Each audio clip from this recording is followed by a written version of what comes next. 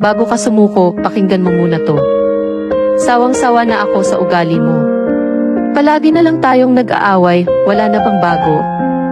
If your relationship is already in that situation, subukan mong tanungin ang sarili mo ng panibagong tanong.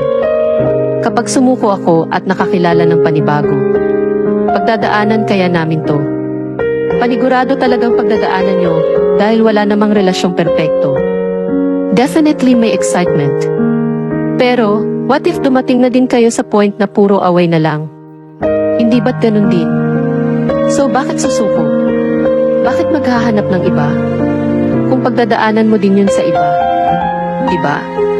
Imagine, palit ka ng partner, pero hindi ka nag-grow up. Having that mindset na kung akala mo mahahanap mo sa iba ang ginhawa sa isang relasyon is so wrong. Lahat ng relasyon dumadaan sa tensyon. Hindi lahat masaya, lahat nagkakaroon ng problema. Pero, hindi dahilan yun para sumuko at maghanap ka ng iba. Minsan, kapag nagstay tayo sa isang tao, yun tayo mas natututo. And that's the reason to stay. Finding another person isn't the right choice. Finding the solution is the right action.